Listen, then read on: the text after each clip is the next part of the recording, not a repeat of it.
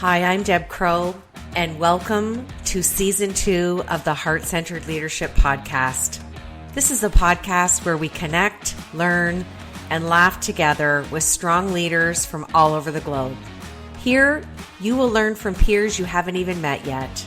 You will gain new tools to add to your leadership toolbox. Because whether you're a C-suite executive or a first-time entrepreneur, we all contend with challenges, and there's always room for improvement if we choose to seek it.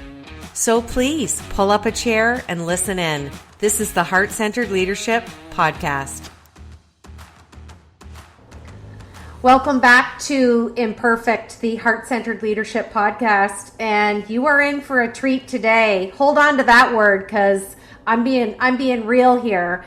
I have been following this company on LinkedIn, I don't even know for how long, and I reached out to one of the co-owners. It's a family business, and I wanted them on the show. They are the epitome of heart-centered leadership. If you have not heard of MDS, aka Midday Squares, I'm going to apologize now for the addiction you're going to have. These guys have taken a protein bar and brought it to what they call a functional chocolate bar. It's plant-based, it's good for you.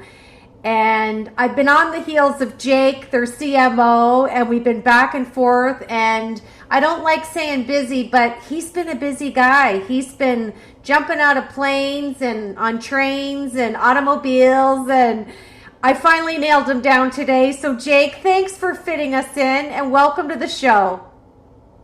First of all, what an introduction. I've been on a bunch of podcasts, and that was, I think, the most epic introduction. First of all, jumping off the bus. Listen, my energy is I would love to jump off a car right now, and I have a Jeep where I can pull the roof off. And in Montreal, where we're from, the Canadians made it to the Stanley Cup, and we are going, and I am jumping on the top of my roof with the speaker in the air and the flags going. So yeah, I'm just fired up, and I'm pumped to be on this podcast. And I love your authenticity, and that's one of the reasons why we're connecting, is because we're both authentic in the most real format, not just buzzword format. And yeah, let's get deep. I'm an open book. Midday Squares is an open book, and we're ready to fire it up. Well, it says on your bars, keep refrigerated. I got a sweater on because I get goosebumps when I'm around you guys. You are truly your mantra, good vibes only.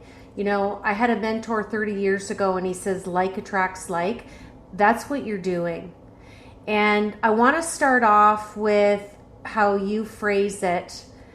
My first leadership question is around the amazing, healthy, and vital culture which you call crew love. I want to know when you and Nick and Leslie sat down and you even had this vision, and just take us back there.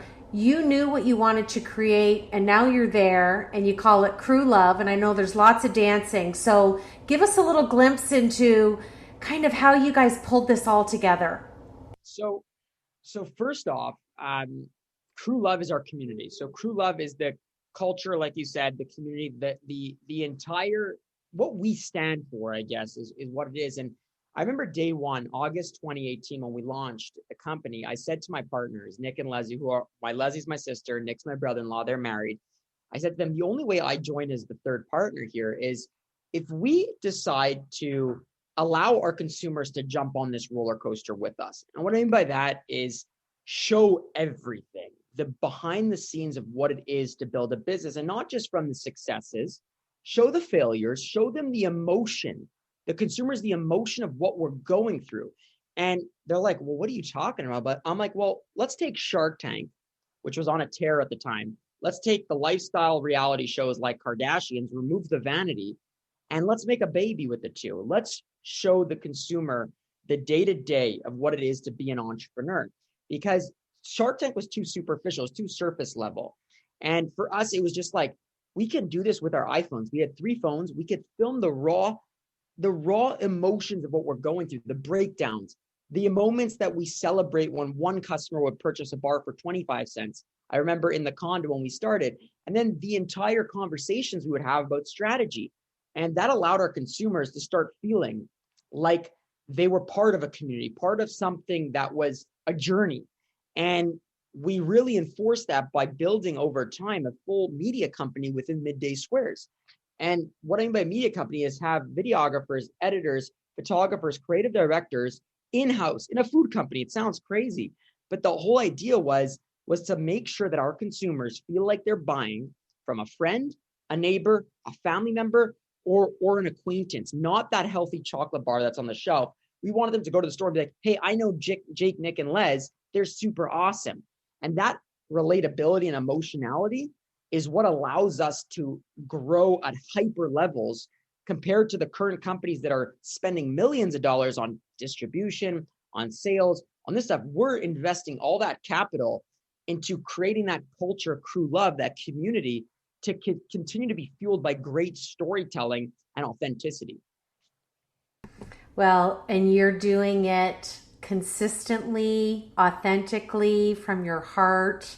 It's so real. It's so fun. Like I said, every day I make a point of go checking out your posts. But I also want to mention one thing because I am a consumer. I told you I like my addiction's real. Like you're taking the hunger out of my afternoon midday snack for sure.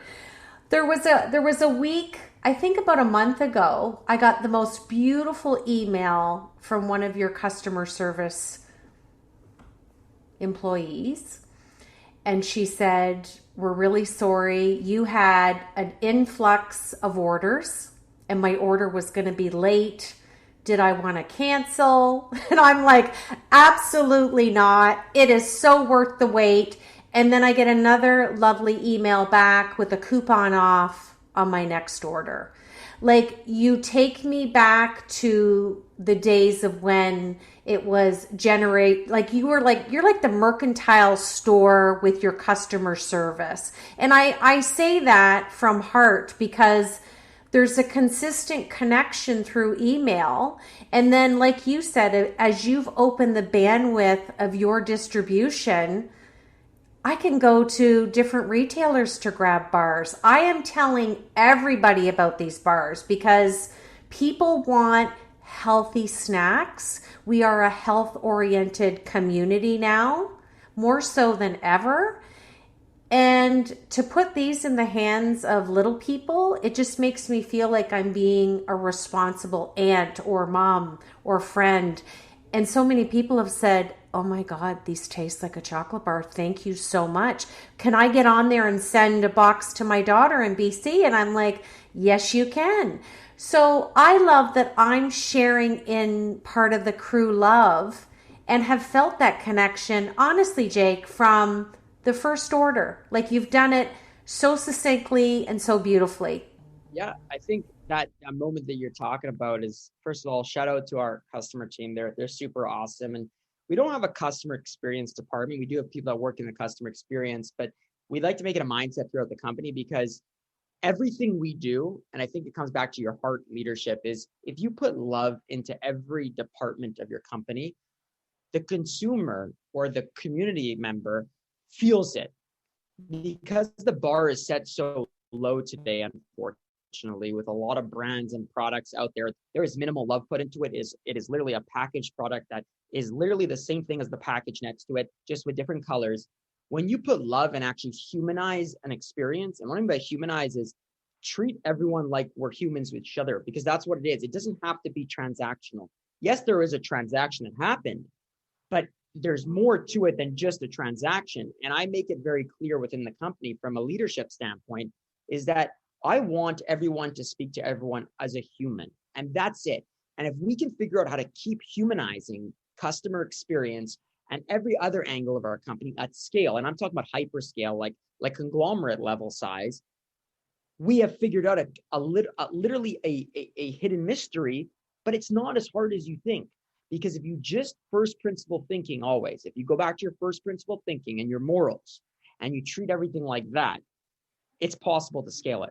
It's just people think they don't want to spend that extra 1 minute, that extra 2 minutes, that extra, oh, I have to run over to the street next to us to go drop something off. It's like if we put love into everything, you would receive love back. And some of the messages like you're talking about that you just said on the podcast to us is what we receive from our crew love. And that's what actually fuels our energy when we're tired. So it's literally a circle. That's all it is. It's a flywheel that consistently goes. And I just think more companies need to start doing it because they're missing the boat otherwise. Well, I agree with you. And when we put people first and we keep that value intrinsic and don't get caught up in the materialism and the extrinsic, that's exactly my message. And you also don't have to be with stature or initials after your name to be a leader. Everyone has leadership. It's kicking fear to the curb and stepping into the greatness, and you're doing it and taking your crew along the way. It's really a beautiful model. I love it. So my second question has permanent residency on the podcast because we're year 2. We interviewed 100 leaders last year. So Wow. I can't wait to hear the answer to this. Share with us what imperfections you bring. And if you want to share what Nick and Leslie bring, you can too, because they're not here. We can have some fun to your heart-centered leadership at Midday Squares. So what my imperfections are my superpowers, actually. So for me, I have something called dyspraxia. Is my first, I guess we call it I'll call it my superpower, which is I actually can't even tie my shoes and do up my buttons. And this affects me because when you have a difficulty with fine motor skills, you're typing, you're writing, you're doing these things aren't being clearly articulated and shown properly, right? So people interpret it differently. But when you appreciate it and actually embrace it, people actually feel you. They empathize with you in a positive way, not in a feel bad for you. It's a really cool connection you can create. So what I do is when I'm tying my shoes, I just show, I'm like, hey guys, I'm taking a long time to do it. Number 2, I think that I have the lack of organization, and I'm a bad man. I'm not a great manager. And what I did is I learned this the hard way. When I started Midday Squares, I forced myself because I thought society, when they tell you to be an entrepreneur, you got to be a manager. As you scale the business, you hire people, you got to be able to manage them and be a leader like that. And I spent 6 to 8 months basically feeling pain inside because I was forcing myself to have to manage the marketing team, have to manage this team. And I was doing a horrible job, horrible. And what ended up happening was it would create tension in the company because I wasn't a good manager. If you don't have a great manager to lead that department in that format, it ends up falling apart. Pieces start going here, accountability goes there. And I ended up saying to my business therapist at the time, I said, what's wrong here? Like, what am I doing? And we discussed that just because I'm an owner of the company and I own shares and I'm a co-founder, doesn't mean I have to manage. I don't need to play to my weaknesses. I could play to my strengths. And I asked myself, what were my strengths or what are my strengths? And my strengths are people, working with people, being with people, alongside networking with people, building the community around Midday Squares, not managing it, building it. And I realized I had to get out there and be there, not sit there organizing this to that. We have operators. We have amazing operators in our business. And that is the day my ego dropped completely. I stepped down and it was the best leadership I could have made and the best precedent I could have made in the entire business decisions I've made over the last 3 years, because I finally showed what it is to go and spread your wings. And it's okay not to be what the textbook tells you to be or what school tells you to be or society. And I just think that those are some of the imperfections that actually play to my favor, because if I didn't realize those imperfections, I wouldn't be who I am today. As for Leslie and Nick, Leslie has auditory processing. That's one of her superpowers. And she has ADHD, and it makes her great. It makes her so awesome. And Nick, my other partner, his emotions swing. So he hits a lot of lows. Now he's balanced that. So he goes through depressions. And it makes him the amazing individual he has. Something that does bother me sometimes that he does have is something called impulsivity. When he gets too excited, when we celebrate a milestone with the team, which I'm sure you've seen our dancing videos, and we get the entire team because it's all of their responsibilities of what happened. Nick will throw a table or chairs but he can't control it. So it's not purposely or anything like that. But I always tell him every time we have a celebration, it gets dirty, something breaks, the glass falls. So he's been working on that one. But it just creates that lightning in the bottle energy for everyone. But it's chaos. It's complete chaos. Well, and you think about sharing your imperfections and the relatability where people think, wow, they own a company, they're in business, they're family. There's no judgment. It's to me, and you and I have bantered back and forth on LinkedIn. Being different's where it's at. The hottest thing. And you're rising above the noise when it comes to protein bars. Yeah. Well, for me, I don't understand. Relatability is everything. Why are we always talking about product benefits? That's great. Say it once or three, four, 5 times, but I don't need to see it 100 times. How can you get to the consumer? Well, novelty is one way, and then authenticity is how you keep the attention. Novelty will get you the attention, but authenticity keeps it. And for us, you as a kid, you grow up watching storytelling at its finest. Disney, all these things do great jobs at storytelling. So why don't brands, even when they sell a product, do good storytelling? And I think it's because everyone looks at dollar values. Expensive to create content. It's expensive to tell a good story. It is. But if you believe in your community and you want them to feel an emotion, whether that emotion means a laughter, happiness, sadness, empathy, whatever it is, you have to invest to make that happen, right? And an emotion is memorable. Product benefits is not really memorable. That should be the standard in today's world, is the product benefits, to be honest with you. Oh, absolutely. And you, like you said, you can tell me how many grams of protein, etc., fiber.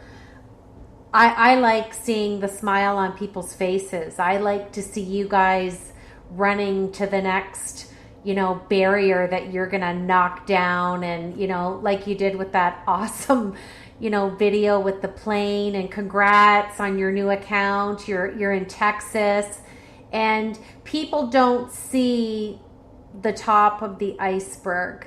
They think that's it. They don't see that metaphor of, like you said, the blood, the sweat, the tears, the frustration, the inattention, unintentional, all of it. It's entrepreneurship has it all packed up inside. But I think aligning and bringing us on the journey with you, it's a joy and it's fun. Yeah, we tried to create a boy band or girl band, whatever you want to call it, like a Spice Girls or Backstreet Boys. But instead of selling records, we sell chocolate. And that's what we're trying to do every day. Well, you're doing it well, my friend. Now, I want to talk to you about nepotism and family business, because I've been coaching for a long time, and it's one of the biggest things that I see in family businesses. And again, you guys are out there. You put everything out there. It's not sitting on your sleeve. We're going to talk about it. And I know you, the three of you, go for business therapy every week. Tell us where you decided to implement that as part of your strategy, your business acumen, and you go weekly. How has it helped you? Because you've been in business now almost 3 years. So give us a little glimpse into the why. So first off, when we started this business, we didn't partner because we're family. So it's important to know that the three of us have very different skill sets, very, very different skill sets. So when you combine them, it completes a puzzle. My sister's a great executor. She's our CEO. She's amazing at execution. She built a factory out.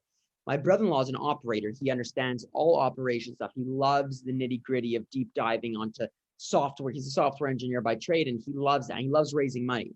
I love building community and making noise and networking. I'm that extroverted character. So when you bring it all together, it creates something unique. Now, the problem is being family. You have fragility relationships. You have serious relationships that, you have to worry about. You have what happened in the past of your life, so growing up together. There's serious stuff that's happened in mine and Leslie's life, for example, growing up. And Nick is married to my sister, and that's a marriage on the line where they were best friends to married to business partners, which again, it's hard to separate business than family, especially when you go home together and you know that there's a huge manufacturing crisis. How could you not talk about it when you're sitting next to your partner that is your business partner as well? So we decided day one, Nick brought up that he was seeing a coach. He wanted his old partners that he was with to see a coach, and they didn't want to, and it ended up creating this tension. He said the only way we do this is if we keep the relationship we have right now, all three of us, before the journey. It must remain after the journey, no matter where the journey goes, whether that's failure, success, whatever it is, or mediocreness, whatever it is, which will never be mediocre. Whatever it is, that's what we need to figure out. So how do we do that? We called the coach up. His name's Dr. James Gavin.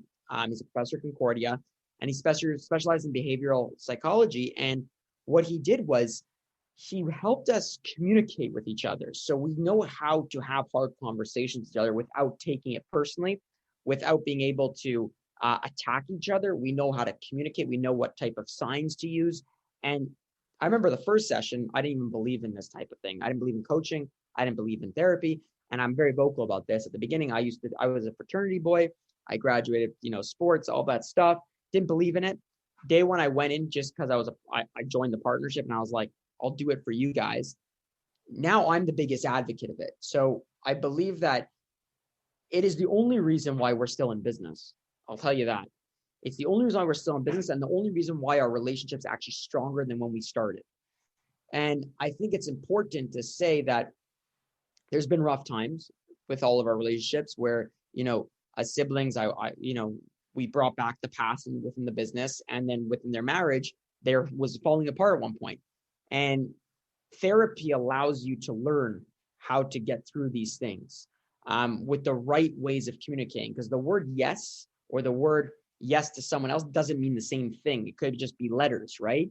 And you got to learn tones. You got to learn how to do things. And then also supporting your team. We use our business therapists for team members if they want to use it. And I think that's something important because your team is your family.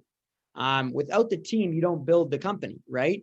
So for us, being put in this pressure cooker of scaling a company, from zero to wherever it goes into becoming a conglomerate in 5 to 10 years, rather than what these conglomerates did in 60 years, you're dealing with a pressure cooker of stress, right? I just think that a lot of family businesses fail because they go into business because it's family, and then also because they don't care to have hard conversations. Well, kudos to you guys, because I've helped a lot of families over the years, and I thought it was brilliant, and again, just so authentic, and you speak from your heart, and I think it's intentional. It's part of you being a vivid visionary, being out there as the extrovert, and let's get control of the nozzle on the fire hose so we don't have to do any firefighting. It's brilliant. So congratulations. And again, it's another element of your journey that it's kind of like, you probably have a memory of a teacher from school. And unless you go back and say to that teacher, it was your class and it was when you said this, you never know the impression or imprint that someone has engraved on their heart from our actions or our words. And that's what you're doing. Thank you very much. I really do appreciate it. Now, my last question is for all of our listeners, because we're in 42 countries and there's going to be a young entrepreneur listening to you. So I have to ask, what's a strategy you can share or some advice for anyone looking to have a startup? We won't even care about the industry, just a general question.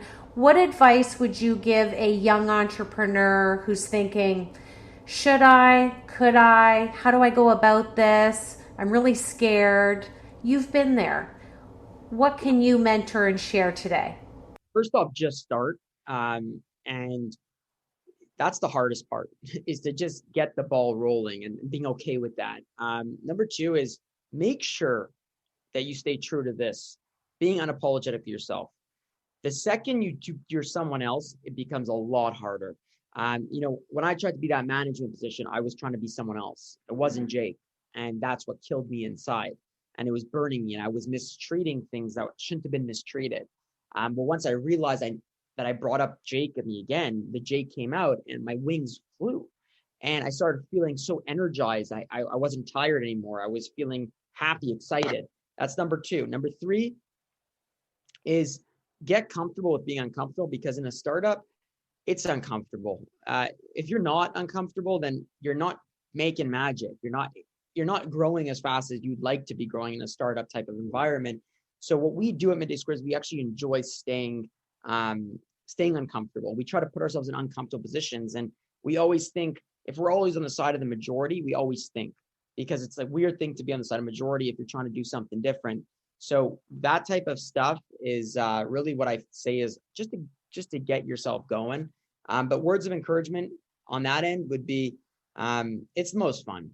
The good and the bad, it's always fun. And every mentor of mine that has done this, been through the entrepreneurial route, has said, try to enjoy it while you're there, because when it's done, you want to be back in it. And so what we do is, we documented everything, so that we have 25,000 videos on our Google Drive of every memory that happened throughout our entire 3 years so far. And we'll probably have 100,000 by 5 years, different videos. And we can go back to the date, basically seeing that, oh my God, I remember when we made our first bar. I remember when we sold our first retailer. I remember when we lost our first employee. We had to get rid of our first employee. I remember when we brought on our first VP. And the emotions are what's really cool, and the actual feelings that happen during. So be sure to appreciate it even when it's shitty. Absolutely. I just celebrated 31 years at the end of May. And I'll tell you, I was 24 and I just felt like I was flying by the ass of my pants. And I've never been afraid. And when I fail forward, I get back up. So I like that. A few bumps, a few scrapes on my knees. And I think for me, the hardest thing that I had to lose was the weight of other people's opinions. When people give you advice and they don't own their own business, I just surround them with love and a nice smile, and I thank them now. But for years it used to tick me off. And that's the sharing that we all need to just be raw and honest about, because we all have all the different emotions, and they show up sometimes unexpected, because we are human beings, and that's just being real. And again, you guys demonstrate that really well. Listen, I can only agree with you on that, because it's so important. Stop worrying about others, what they think about you, and pay value to the people that mean a lot to you. If you don't block the noise out, you'll never get anywhere, actually, because everyone's going to pull you in every different direction. And you've got to put, I don't like to use this, but you got to put horse blinders on, because the blinders keep you focused, and they block out all that jazz that's going to come to you, because everyone wants to give an opinion. The most important thing, trust your gut. Learn how to develop that muscle to trust your gut. When we don't trust our gut in our business, from our experiences, every single time we went against it, it has turned detrimental to the business. There's been moments of horribleness from not trusting the gut and going with the other side, which I would say is actually my brain, because the gut is not that. So that feeling, trust it and execute on it and listen to it. Do you know there's a leadership term for that? What is it? Intuition management. I like that. My background's in neuroscience, so the front of your brain, your frontal lobe, is actually attached to your stomach. Woo! And when you align it with the heart in the middle, you are limitless, and you guys are there. Limitless, I like that. Limitless potential. Okay, I'm going to switch to my Fab Four. Rapid 4 questions, whatever's on the top of that brilliant midday square mind of yours. Okay, first question. Tell us something that we don't know about Jake. I don't know how to cut my toenails. Hey, I haven't had that one. Finish this sentence for me. Heart-centered leadership is? All about love. Absolutely, it is. Third question. What is the best book that you have read or listened to since you started Midday Squares? Hot Seat by Jeff Immelt. He was the former CEO of General Electric after Jack Welch. So he gives you a front row image and visual and emotion what he had to go through, and was pretty much shredded throughout the experience. Awesome. There's another one to add. I haven't heard of that one. And my last question is, what do you want our listeners to remember about you and Leslie and Nick and Midday Squares? What I want your listeners to remember is we're just I think entrepreneurship is how long can you stay in the pocket. I think the characteristic is grit, and Leslie, Nick, and I will die on this hill. Win or lose, we're dying on the hill, and I think that's the cool thing is that our community fights this battle with us every single day. And I want you to remember that you're dealing with a warrior here, 3 warriors that won't stop till we get to where we got to go. Well, and I have to agree. I love the handwritten note that was sent to me. It's a fun picture of you guys, and I have it hanging on my wall. And I want to thank you for being part of my daily tribe, because when you surround yourself with others, we are a borderless society. It doesn't matter what business we're in. We're all in the people business. And I know when I need a laugh or a little lift in my day, because I'm a solopreneur at home, I can always go to whatever social media platform, and it's like, oh my gosh, what are these guys up to today? And just know, like you said, on the days you feel tired and your tank's a little empty, just know that we're going to fill ours by looking at everything you do. And I can see where you get that reciprocate energy from us.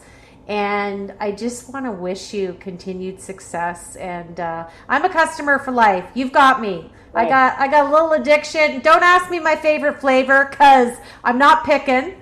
Deb, I do want to add something that strung a chord for me.